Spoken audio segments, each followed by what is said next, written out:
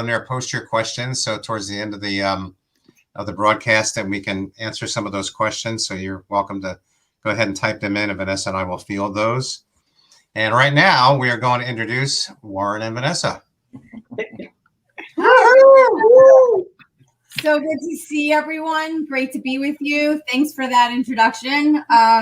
We appreciate that, always stemming from our past, which we're going to be talking about today, to be introduced and to say that we have great things going on in our lives. And just to be on a platform with Bill Hoffman, oh my gosh. We've spoken in a lot of areas and a lot of places, and this seems to be the most exciting. So thank you, Bill, for having us. That's really awesome. Thanks for that. I really appreciate it. I feel the other way around, I feel privileged to be with you guys, because you guys really are a good example of pillars, in the organization and just as a couple and as a family. So thank you. You're the kind of people we want to have on here and be examples for people to listen to and follow. So I guess we're in a mutual admiration society right now, right? Yeah, it seems that way. So anyway, Warren and Vanessa are definitely going to be jumping in with tons of questions of their own. I think they wrote down 10 or 12 pages of them, so we might be here for a while. Bring them. But just as a means of a little bit of an intro, I think I've known you for about 7 years, right? 6, 7 years? Yeah. I'm looking at my temperament test. Originally, it was for 2015. So that was the event that we had at the center at the center around Christmas time. Yeah. Right. So that's when we started to get together, and you've been married 16 years and in the business 18. 16 years. Mm-hmm. And you have 2 boys. Go ahead. I said when Matt and Vanessa were 2 and 4. Yeah, that sounds.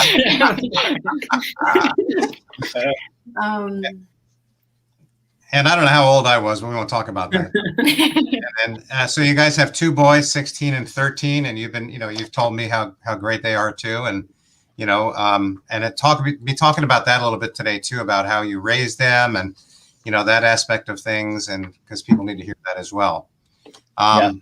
And again, I think it's really awesome that Matt and Vanessa are here as a young couple. Mm-hmm. And hopefully there's some other young couples chiming in and kind of keeping an eye on things. So then on your side of things, one of the things that really interests me about your story, and I think needs to be shared today a lot of, is that you guys have kind of turned out so well, especially with the underpinnings of your history, like your family of origin issues.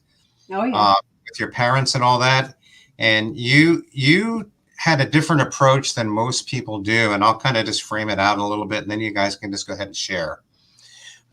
Most people, when they have a dysfunctional family background, they have a tendency to make vows like, I'm never going to live like that. And it's a negative judgment that's made against the parents ultimately. And that judgment winds up coming back on them, because that's what we're taught, right? Like, don't judge because the judgment's going to come back on you. You guys had kind of an opposite approach. Like, you saw the dysfunction, you lived it. And then when you got together, you made a decision like, this is not what we want for our relationship. Mm-hmm. But then you walk that out in a completely different way than most people do. So maybe we can kind of start with that. Okay. Yeah, we definitely, I have to say there were definitely words that came out of my mouth that were very judgmental to my parents or, maybe my in-laws. And I've learned that that's not correct, especially by you. And I learned that that's not the best way to handle things, because like you're saying, you're putting out that judgment. Guess what? You're opening yourself to that judgment as well. So we've handled it differently in our relationship. We just recognize what we wanted. I met Warren after years of chaos in my life. Years. We always say we were marinating. He would say to me like, where were you all my life? And I said, I was marinating. You didn't want me a day earlier than you met me because I would have been too damaged. I was on the discount rack in the supermarket, like quick sale.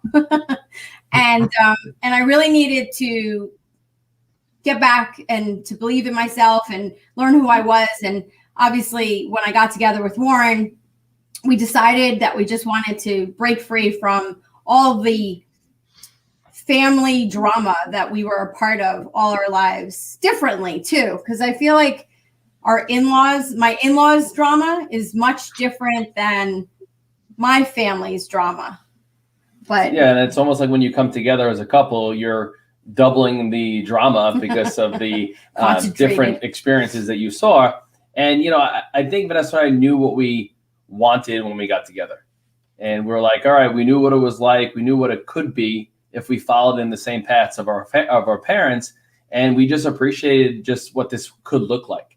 And, growing up in a divorced household, saw a lot of dysfunction. I mean, my parents, when I was 10 years old, got divorced. It was probably the Guinness Book of World Record divorce because, they fought over everything. They went for the jugular. Everything. And that's just the way my mom is. And it was crazy. They fought over every dollar. They fought over every shrub in the front of the house in terms of the landscaping. And, it was wild.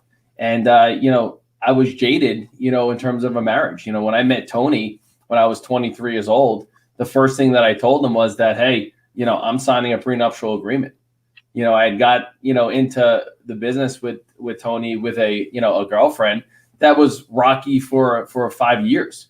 But I think it's just easy to just stay because it's harder to just break free from that. You didn't know how good you could have True. it. That's the truth. And, so I was jaded by, a marriage because, I saw, crazy stuff, not only from the divorce that my parents had, but then the guys that my mom dated, as I was young. The first boyfriend that I remember my mom having, he was a corrections officer at Rikers Island, and he drove his car through the front door of our house. And I remember being like 11, 12 years old going, that's not supposed to be there, and, my mom's the type when, she was done with that person, his clothes were in garbage bags and on our front lawn, so I was like, this would just be my life because of the example, that I saw.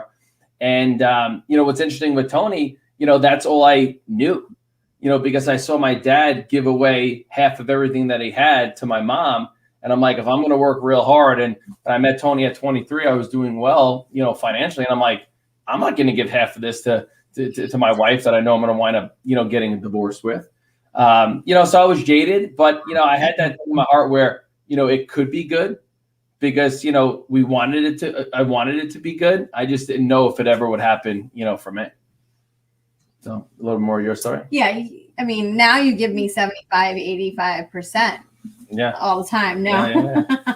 No, the truth is, we both saw. I mean, I didn't see the exact, our chaos, like I said, was very different. My family didn't have the amount of fighting that my mother-in-law is accustomed to. Like, I didn't see any of that, but we saw our own drama. There was a different standard in my family and relationships, just came and went all the time. I moved around a lot. So there was never a secure, I never felt planted. I always felt like, I can't have a best friend here because I'm probably going to end up leaving in a few years when my mom decides she's not happy here and we'll just uproot and go somewhere else. So, hence I went to 7 different high schools by my 4th year of high school. So, there was a lot of changes growing up. My parents got divorced when I was 7. And one of the things that was really impressionable for me as a kid was I'd go to sleep in my bed and then I would wake up in someone else's bed because in the middle of the night, my mom would have a fight with my dad and my mom's instinct was to flee. So she just left. And I was sleeping the whole time. She would pick me up and she'd take me wherever she was, whoever's friends she was going to. And then I would wake up 5, 6, 7 years old and kind of like, I remember like waking up and going, where am I? Like, this isn't what I went to sleep to. I guess my mom just thought that was the best way of handling that circumstance at the time because they usually got pretty violent with each other. But like as a kid, to go to sleep one place and to wake up another place was totally jarring. But we've had we've had many different situations growing up that, and we've seen them keep making the same poor decisions. I mean, all the time. my mom, would always, well, where could I find a nice guy? Well, the place that she was meeting them was not going to give her the ultimate result. She always met him in a bar or a club. And then she's like, I want a nice guy, but you're not in the right spot or putting yourself in that best position. And then when my dad remarried, I remember seeing that relationship even before meeting Vanessa, where we would go on visitation rights and just see him, sitting on a stair for 3 hours because his wife told him to just keep the dogs in one spot. And I would watch this type of relationship going, she's putting her dogs over her husband. And that never made sense. And little things, and then when he had kids with his second wife, she would do the same thing. The kids were more important than him. And then the dog was more, first it was the dog, then it was the kids. And even before having my own marriage, that just didn't make sense to me. I didn't want to have that. I wanted everything to be around our relationship, and the kids were a product of that. And then obviously the family pets, so I saw things that didn't seem right that I had planted in the back of my seed, knowing that I would not want to do when I had my own marriage, going forward. Before you go further, tell us your temperaments if you can remember. Yeah. So it's funny, I pulled it out. Mine is supine, inclusion, control. I'm phlegmatic, choleric, and then in affection, I'm a supine, phlegmatic. Inclusion, I'm melancholy. Control, I'm phlegmatic, choleric. And in infection, I'm melancholy. Wow. And Matt's choleric and Vanessa are choleric. Not all choleric, but there's plenty there. Yeah. And, I'll throw this in, Matt and Vanessa, you can kind of pick up right after this. I just wanted to kind of bring that out because, you guys made decisions, and that's what cholerics do. At least they have the capacity to do that. They make decisions. And what I really love what you shared, and we've talked about this before, of course, is that when you looked at that, like you didn't respond with anger. See, that's what I did. To that kind of trauma, I responded with anger and deflection.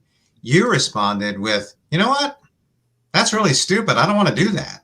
I don't want that in my life. Yeah. So that was such a strength that, really God gave you back in the very beginning that you were, and Vanessa, you too, for that matter. Like you both saw things. You still had to work through stuff. Yeah. Mm-hmm. To get to the other side for sure. But you made a decision, and that's what really held. And I think that was the big offset with the vow. Yeah, definitely. Yeah. When I met Warren, he had such a way about him. Some of the things he said, like, for example, I always remember he said, when I saw my friends doing drugs, I immediately thought, keep doing that. Because when we get out of here, I'm just going to smoke you that much, more. Like, in other words, I'm going to pass you. I'm going to circum you in income. And I was like, wow, that's really hot. I really thought that. That was my thought. His thought was like, I want to make more money than you, and you're going to be high, and you're not going to be coherent to be able to do those things. And I was the person who was like, hey, let me get some of that. Pass that my way. And less I have to buy right now. So, again, we just handle things, the same situation, but we handled them so differently. And then when I met him and started to see some of the things that some of the mindset that he had, even before, really diving into leadership, it was exciting. Yeah, well, thank you so much for sharing. I know Bill said he reacted to similar situations in his life with anger, and that was definitely me. Coming into work with Bill, I reacted definitely different than you guys. I honestly thought that I was kind of destined to be a certain way, and there was really no way to kind of change that. But obviously, getting together with Bill was really this liberating thing of knowing that it really was up to me, and I didn't have to just be like my parents, and I didn't have to hold this anger or this judgment. So that's awesome that you guys were able to kind of switch your mindset there. But I think something that I would like to ask is just because although you made that decision, I'm sure there were some negative influences in terms of your subconscious telling you like these generational curses and maybe outside influences, your family members having negative opinions in terms of you guys going and doing work together. What was that like, and shutting that out and really knowing where you had to get your advice from, and obviously looking to people that had the results that you wanted in your life, as opposed to looking to the people, although they were close to you, proximity, family, knowing that that's not what you wanted? What did that look like? So I'll jump in with that. I mean, we met each other when I was 24 and Vanessa was a little bit older. So we were pretty young. And we had seen and done a lot, coming up into that time that we got together. And, the way we looked at it is we were excited about what we were now starting to feel. And we didn't want to go backwards. We wanted to continue to move forward. I mean, if you have a lot of debt and then you get disciplined and you get organized and you get out of debt, no one wakes up and say, hey, I want to go back to last year's feeling, right? And we've all had crazy relationships. I actually proposed to my ex-girlfriend before, getting together with Vanessa. And I remember asking Vinny Pappalardo, hey, when do you know? And what's interesting is I feel that having to ask that question, I really did it. And it was just the next thing to do. We were together for 7 or 8 years and I was ready to make a longer commitment. So, I proposed. And it's so funny. I remember saying to myself before that I would only ask one time. I don't know why I said that to myself. I wasn't expecting to ask somebody and they say no or give me back to the ring. It was just a thought that I had in my brain that I didn't really think about until, years later. But I had asked her, I proposed to her. She took the ring and the next day she gave it back to me because she took the advice from her mom that, she was too young. And that literally just turned me ice cold. Now, I was having problems beforehand, but it was just like it drew a line in the sand. I said, you know what, this, for some reason, this just isn't it. And this was the turning point. And when I started to get to know Vanessa, I never had to ask that question because I always say the biggest thing about Vanessa in terms of why I knew she was the one for the future was how she made me feel when I wasn't in the room. It was what was she saying behind the scenes? Because I remember with my ex-girlfriend, if she was out with her girlfriends and I would show up somewhere and we would meet up, I didn't feel that respect that I felt the way Vanessa was making me feel. So when I got that feeling, I never wanted to go back to what it was like in past relationships. And I was very, very focused and I was very, very disciplined. Now, are we sensitive in a lot of different things? Of course. Did old issues come back that made me feel insecure from past relationships? Totally. That's why we're always communicating and over talking about how we feel and what we want and what it's going to look like. So I don't think just because you find the right person means it's like, all right, here we go. It's going to be butterflies and rainbows. No, I still come to the table with past experiences.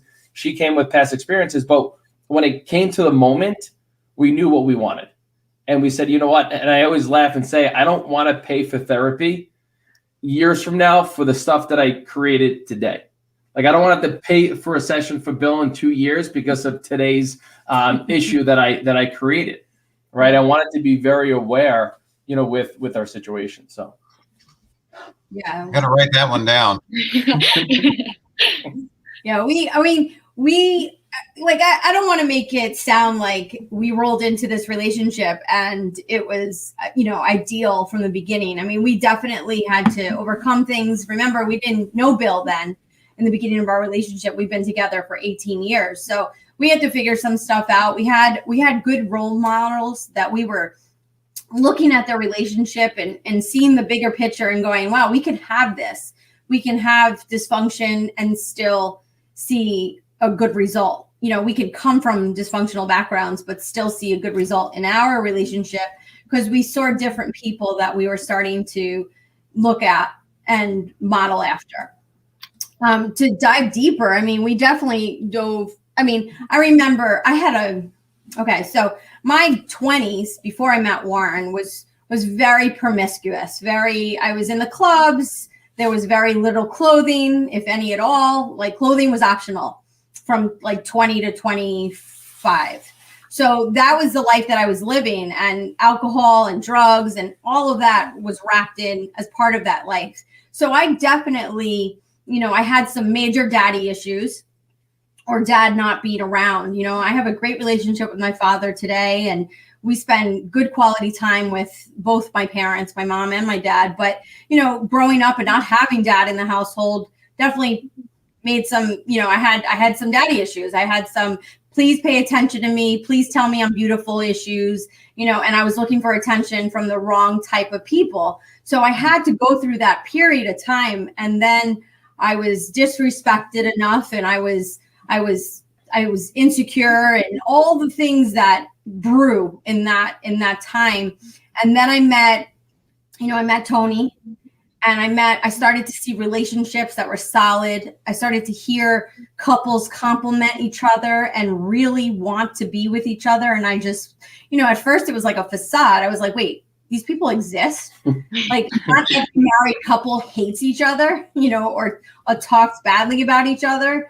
There isn't a family member in my household, in any of my family, that when the spouse is not around, they're talking smack about each other.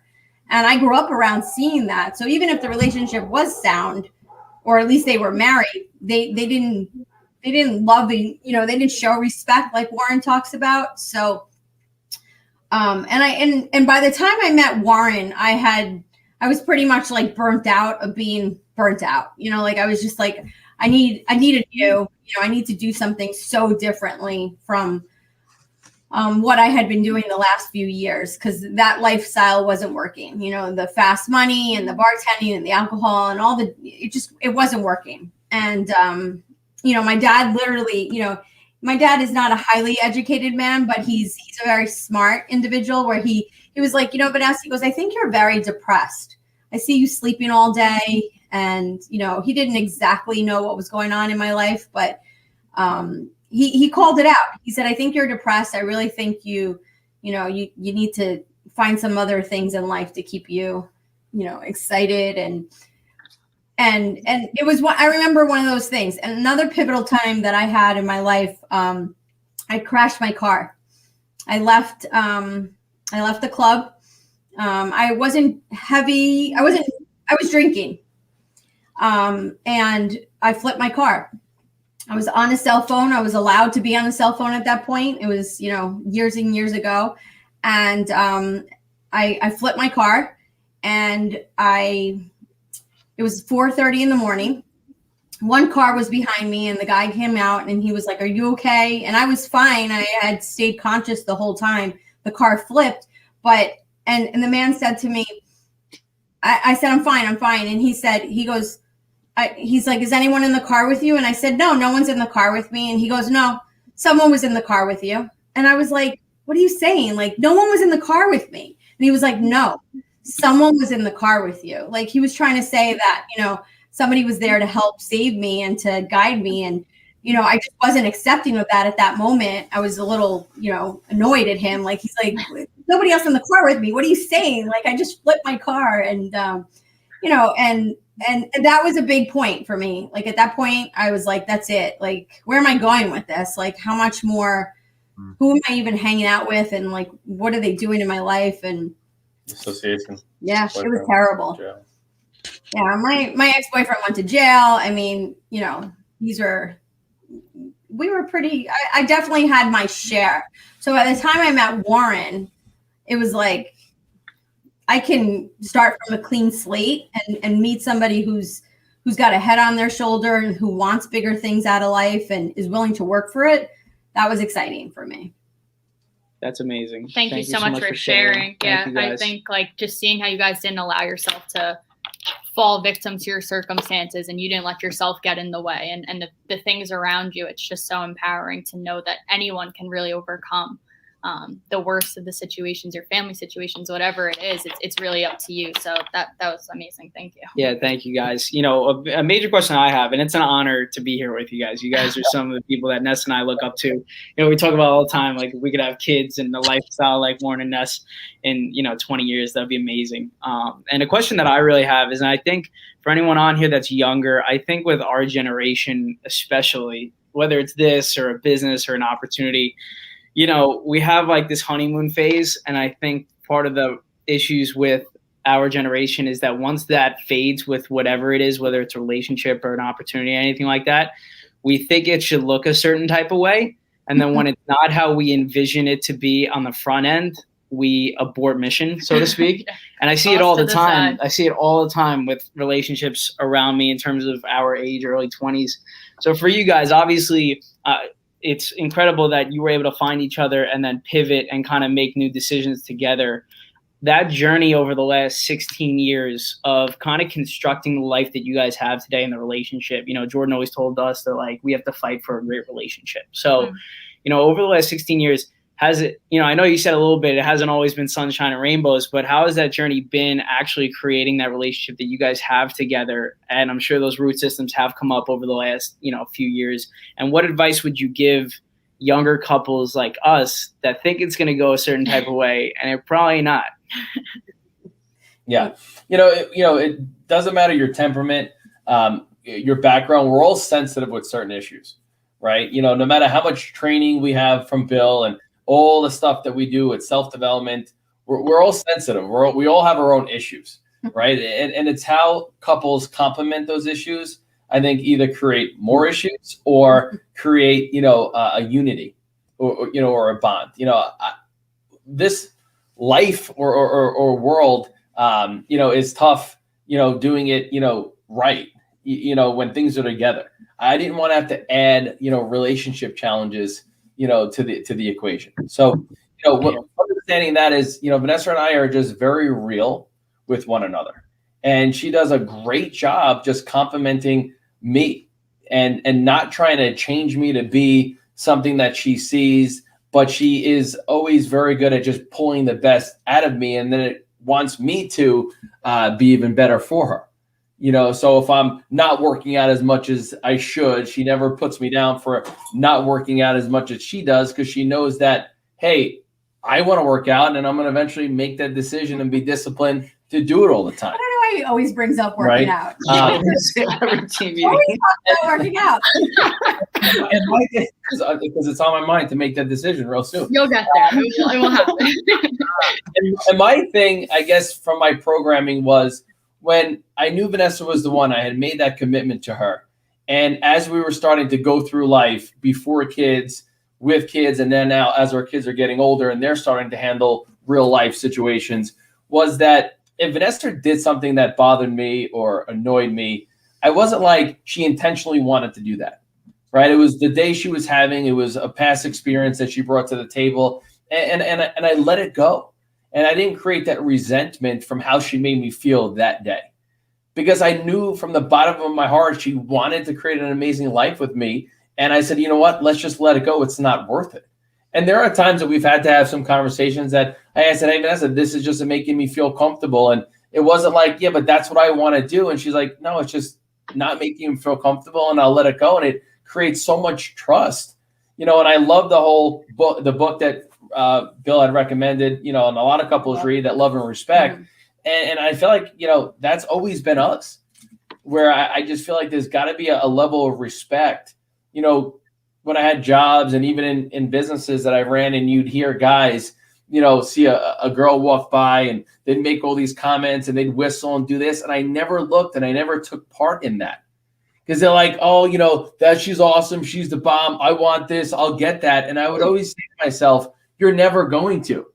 You're never going to get that, right? Because you're never going to have the respect from her to get that, right? And I saw that, and all the guys would laugh and kid around, and I always wanted to separate myself and take pride in what I had and what I was looking for.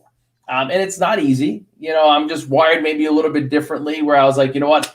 If I got it, I'm going to hold on to it, because I don't want to go back to what I felt with that other relationship.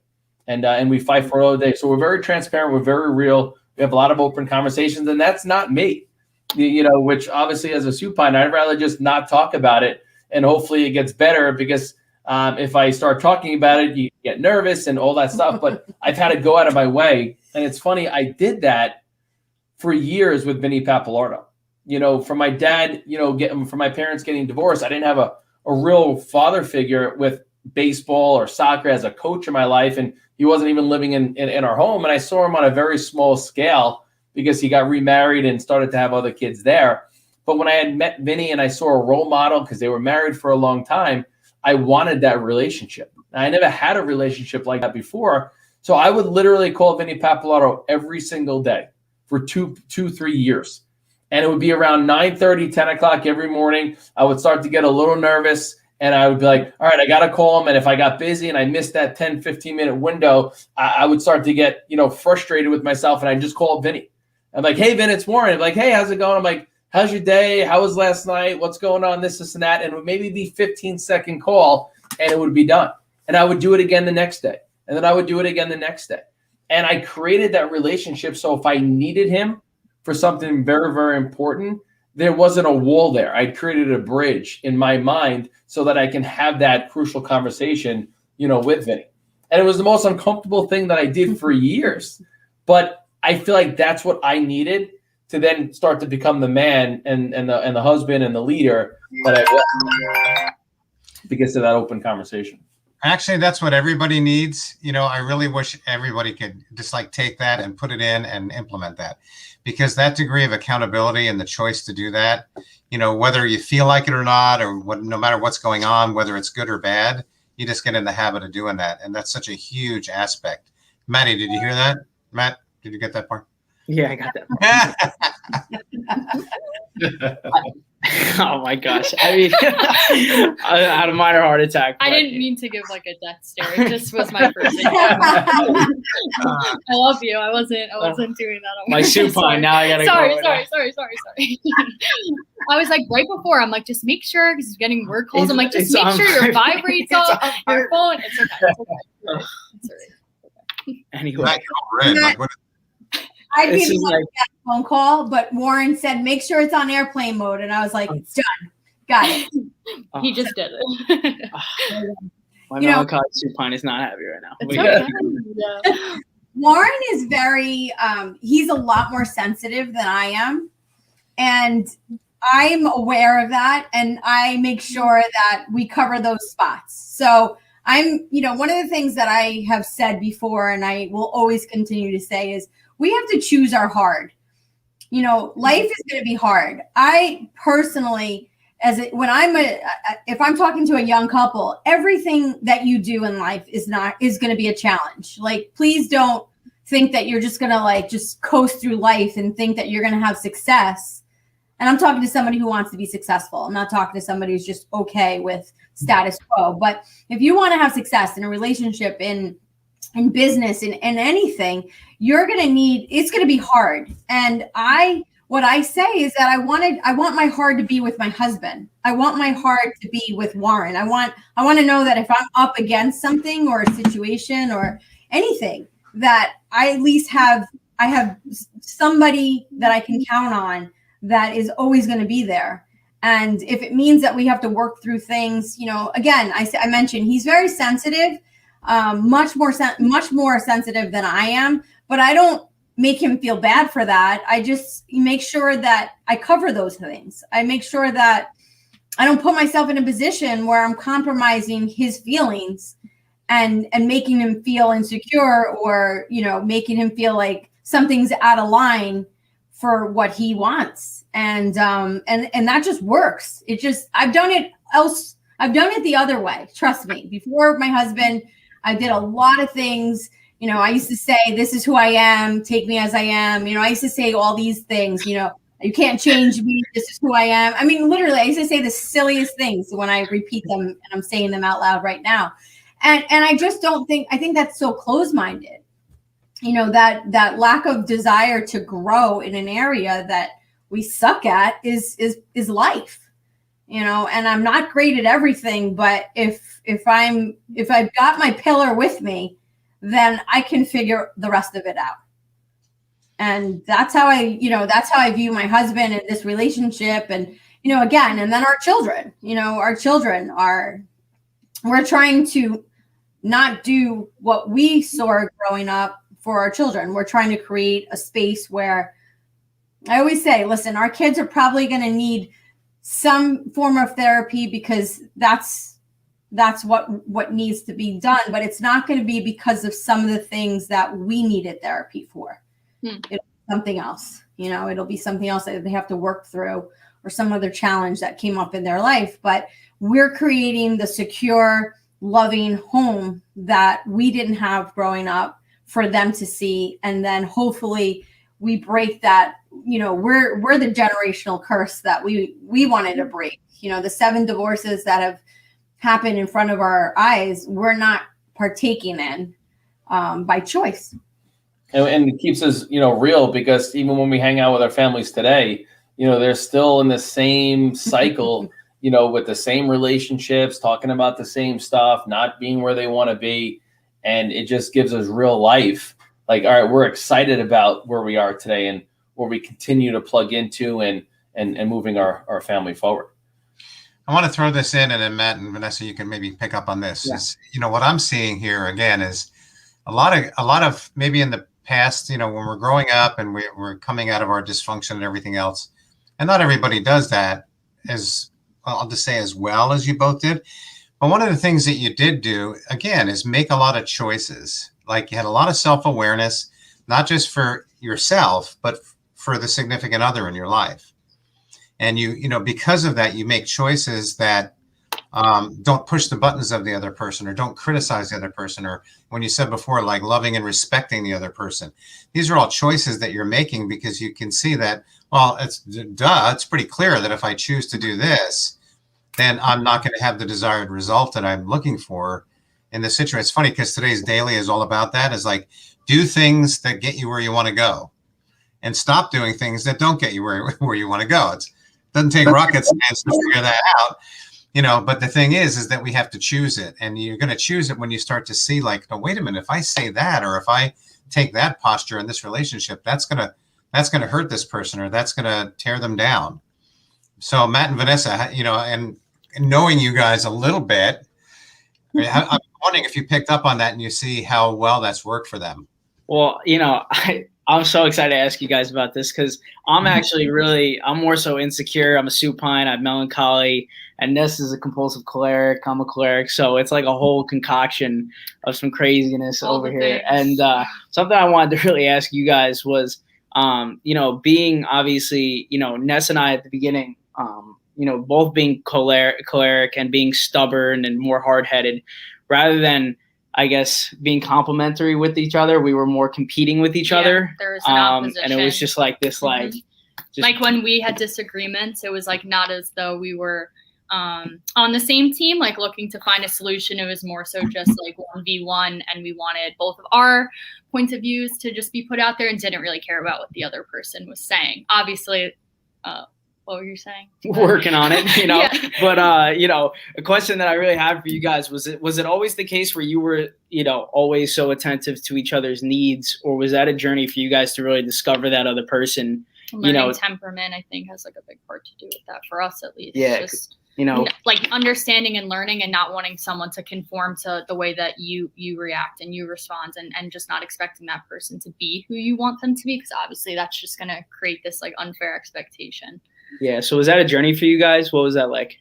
Well, it's funny you say that. So we got our temperaments done in 2015. Right. We got together we got married in 2004. Mm. So there was a lot of time from when we got married to when we got our temperament. So we didn't have the system that's in place. We had different systems that we had built into our life with, Vinny and Dana Pappalardo, and then of course, with Tony. But, the biggest thing for us is we just had that feeling like we didn't want to go back to where we came from. And it's just how we spoke, and it was how we started to want to live. And, we fought it out. I mean, the things that our relatives used to tell us when we got together in business was that, if you don't talk about this business together, then there's probably nothing else for you to talk about, or them making you get married because, you do more business together. And, if I didn't build this business, Vanessa wouldn't be with you. And, Vanessa was getting together with me because of my money.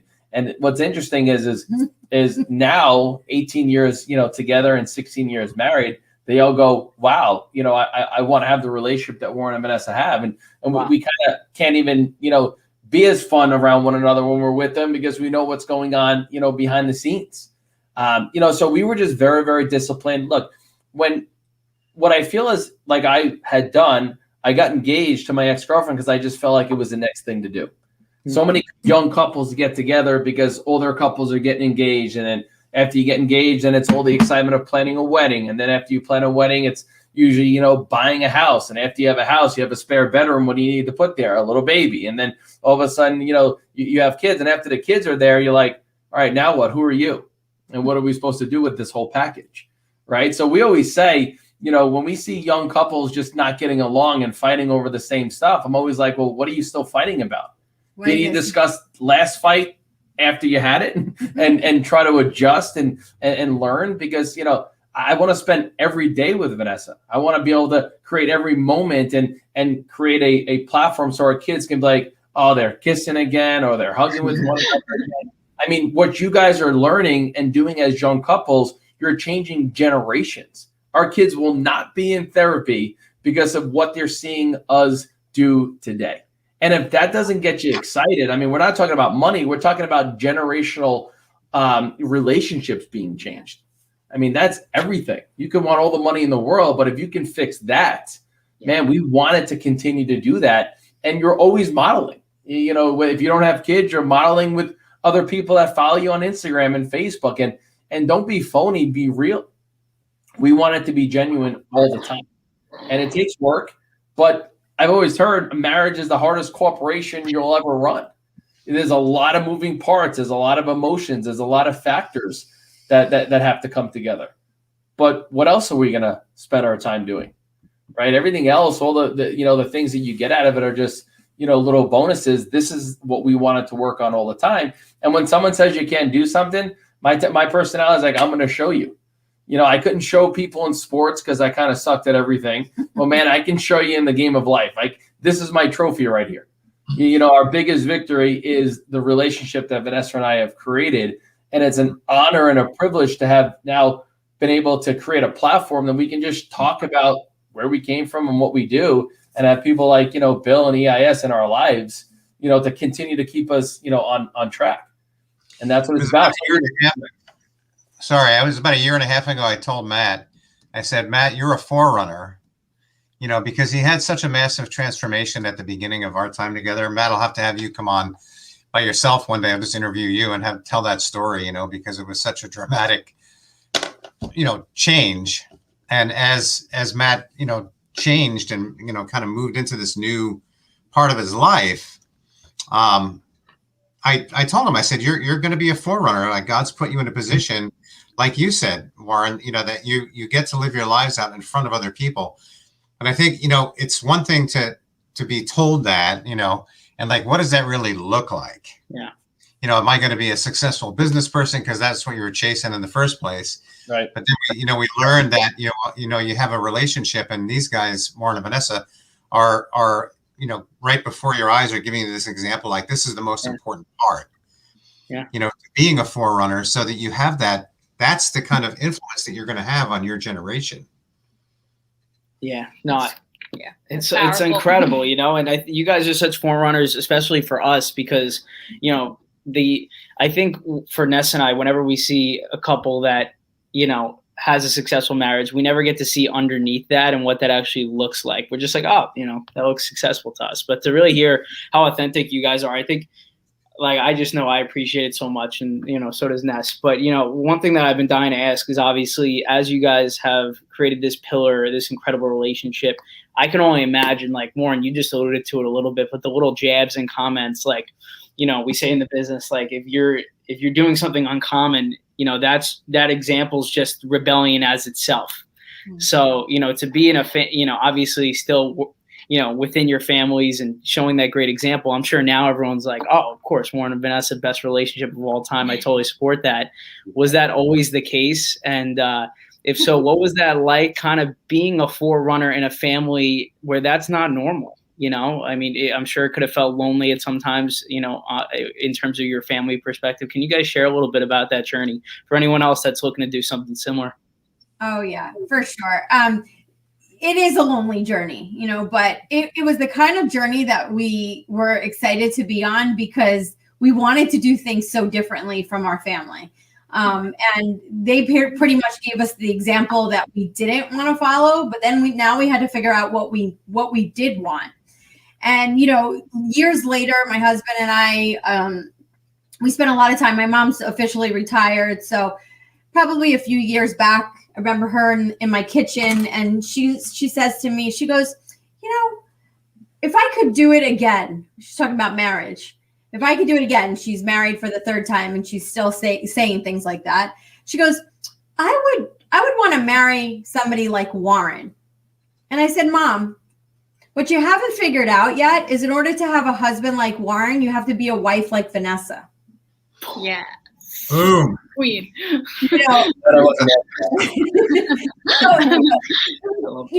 But this is just someone who clearly doesn't understand what it looks like. A marriage is two people.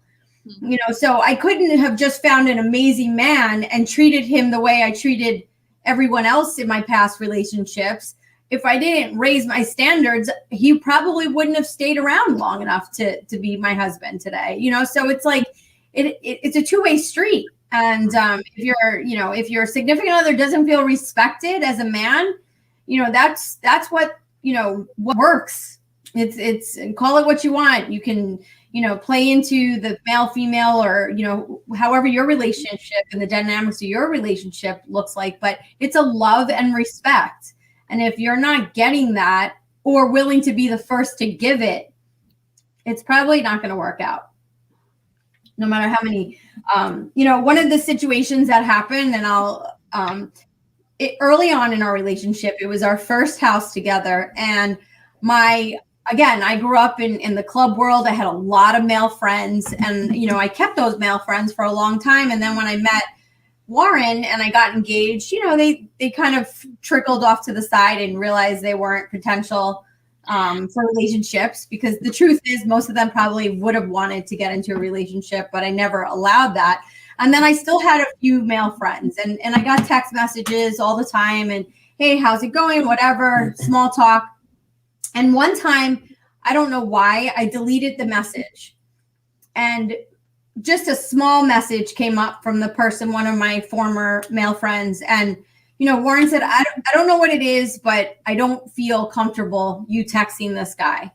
And I said, okay, end of story. I shot that guy a text and I said, listen, sorry to say, but my husband doesn't feel comfortable with us talking. And obviously he's my priority. So I just got to say, we'll see each other on social media. And pretty much that's the end of the story. And that was my text message. And it was the end of conversating with him on text. Like I didn't have to make it a battle. Like it wasn't like, that's my friend, like whatever, And I remember having that conversation and that feeling where it was like, I remember with a previous relationship, I didn't trust her, with previous, boy, acquaintances that she knew. And then when I started to have that same feeling, I'm like, either I'm going to address this now, or there's going to be a lack of trust, and I'm going to feel the way I felt in that previous relationship.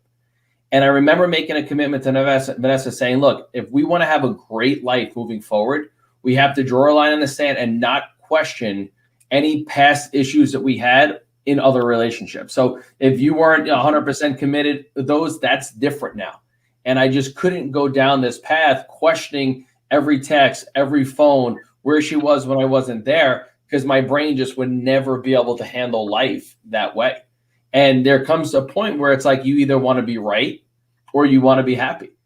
So many people in relationships want to just be right. Well, I'm right because I feel that this is the way it's supposed to be. And it's like, but if she's unhappy with how I'm saying it, I want to be happy together.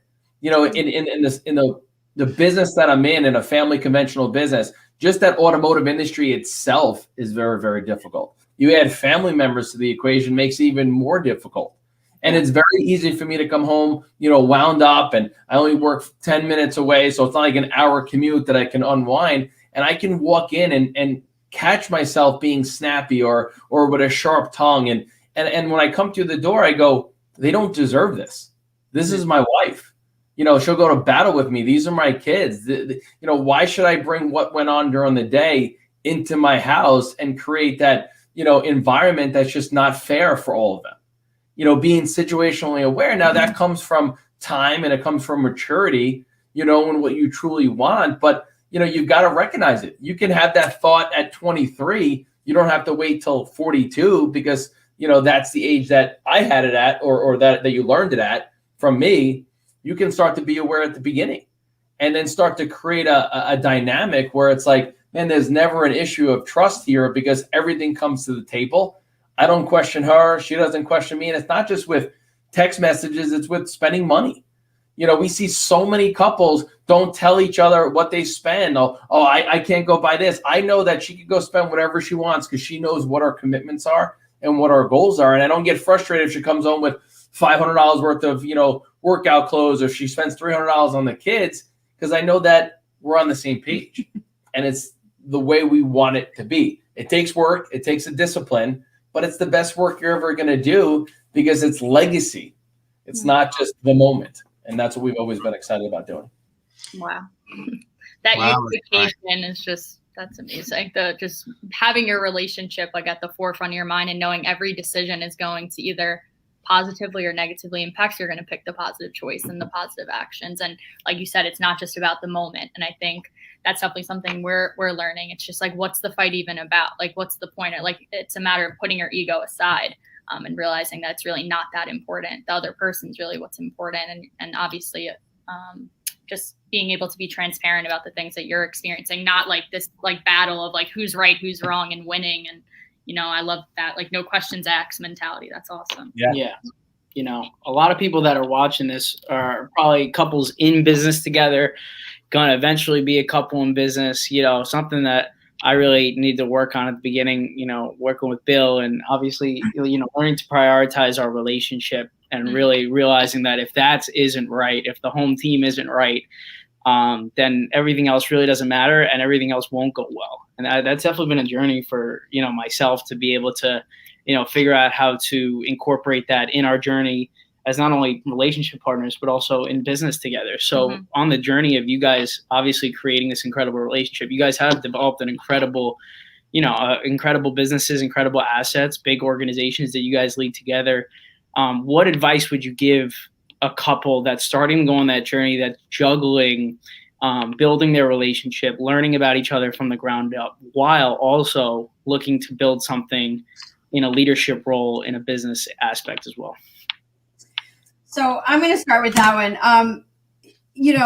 Warren and I have built years of a marriage and years of trust together. In the beginning of a relationship, I'm not necessarily sure that's all there in the beginning. In other words, you don't know each other's intentions just yet. So as you're developing a business and then a relationship at the same time, my recommendation is to not correct each other, but allow a third party to work with somebody, work with each other. In other words, if I feel that he's lacking in an area, I will probably bring it up to one of our senior coaches and say, hey, can you please just address this with Warren? It hasn't gone well. And I don't feel that I'm in a position to correct him on it just yet. Now, Warren and I today, if there's something that's I'm off on or he's off on, I can openly correct him because I've developed that trust with him and he's developed that trust with me. So it just depends. And that's a very, case by case situation. You've got to know that the intention of the person is there for you and they're going to bat for you. And so it's constructive criticism, but sometimes because it's so close to home, it's not best heard from the person that you love. So that's a recommendation I would have for anybody. Yeah, because every couple that's together, whether it's the guy or the girl, wants to, impress the other person, right? So all of a sudden, if you're trying to get up and impress, Vanessa, Matt, and all of a sudden she says, yeah, but you did this wrong and that wrong and this wrong. You're like, yeah, but I'm changing and I'm working on it. But yeah, but you're doing it all wrong. She's going to deflate you very, very quickly. And then sometimes it's at the point where these couples look at each other like, is it worth it?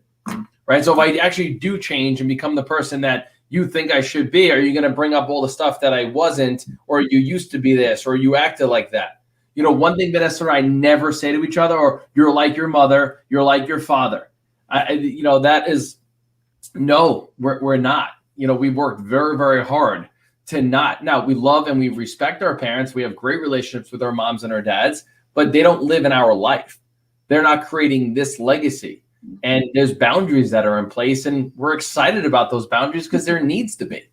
right? So it's just really, complimenting, having that mentorship in your life. And I think today with society, there's so much information so fast that there are so many people that want to just figure it out instead of just saying, hold on, let me check with a Bill or an EIS counselor and say, look, this is what's going on. This is me. This is her. What's the best path to go down? Because we did a lot of trial and error, without really knowing it was trial and error. But when we look back at the experiences and then we can share them today, it's what it's all about. Anytime I talk to someone, I talk about EI Solutions. I said, that's Bill Hoffman. He's me and my wife's marriage coach. And I call it a coach because they go, yeah, but you have a coach. You seem like you have a great marriage. I said, yeah, I'm on that straight line. I want to keep it that way. Mentorship today is gaining perspective from everything that's going on, because you could have had a great marriage in 2019 and then a pandemic hits and, your great marriage seemed great because, you were working 40, 50 hours a week, traveling, you came home, you loved each other, you had that respect. But then now when you're home, a lot more times things are coming out, things are bothering you that didn't bother you before. Did you really have a great marriage, or did the pandemic uncover certain things? Right? So I don't look, all right, because I have a great marriage. No, as more factors come at us, as we become more, influential in life, we want to keep getting that right information. Say, Bill, Warren, read this book or do that. And I never want to think that we figured it out in anything. Right? And that's the coolest part about mentorship today, where it's not a knowledge problem, it's a lack of discipline and coaching problem that I feel. Mm-mm-mm. And there's some foundational stuff there that it's just so big. We could do a part 2 for this, man. But because we're kind of getting tight on time, but I just wanted to kind of point out a couple of things. Like people do want to figure it out. It's that destination orientation. Like, let's just figure it out and move on to the next thing, kind of a thing. And let's get from point A to point B as fast as possible. When we're there, it's great. And then the other thing that you said is like trust in the relationship is so huge. Like, you trust the love of one another in so many different ways, in business and in the relationship. And probably the most important thing you said is you referred to legacy as with you two and your family. Most people, when we talk, it all kind of strings together, is they're talking about the business aspect and how successful that they're going to be as being the legacy. Most of the time, that's where it lands. Mm-hmm. And I can always, as we were talking the whole time, I was thinking of Tony's 5 levels of leadership. Mm-hmm. And I remember in level 4, it was like they've come to the place where it's not about the money. Yep. Like you said, maturing, we have to get to that place. And as long as we have our eyes open and we're listening to mentors and we're listening to coaches and we're making the right choices and decisions along the way, being accountable and all the things that you guys have shared, and you're doing it with the right focus at home. I mean, that's where it always starts, so anybody who's listening today, like, that's really what it's about. And make choices, when you find yourself going down that road, you have the ability to make a choice. Like, is this really going to get me where I want to go? Do I want to keep arguing? Do I want to keep being right? Is that really the destination that I'm looking for? Is it really journeying well, so that we can really build that legacy that we're after? And let me connect with the people that are going to help me get there, because I'm not an island. I'm not going to do it on my own. So this was really huge. You guys are awesome. Thank you so much. Thank you. We need to do a round 2 for sure. We'll work on that. So let's hang on for a minute, but I just want to point out today that, guys, thank you just for sharing your journey too. And, it doesn't matter if you've been around the business for 10, 20 years or 10, 20 days. There's always room for a coach. There's always room for accountability. I love your story about Vinny and getting on that phone for 2-3 years, whatever it was. I'd love to see just people doing that all the time. I invite people to accountability relationships all the time. But you can get yourself involved in this kind of a relationship. Just go to eisolutions.co, not com, but co. I always make that mistake and say com, but it's .co. And we have a great team of counselors, just powerful people that are out there to help you to dig deep, to get those priorities set right. So you're welcome to do that. And you can also email Amanda. She's probably going to be real happy to hear this at eisolutions@gmail.com if you have any questions or difficulty on the website. The process, once again, let me see if I can find it this week. It's somewhere laying around. Here it is. Process is available on Amazon, which we'll talk about a lot of this stuff that we talked about today. You can get it on Kindle, you can get it on Audible, and you can get it in paperback. And I was talking to one of our other counselors, Marie, today, and I just want to put a little shameless plug in for Marie's book, No More Anxiety. Nice. Yes, this is a journal-oriented book. She covers all the bases in there. So I'm going to suggest that you kind of take a look into that. You can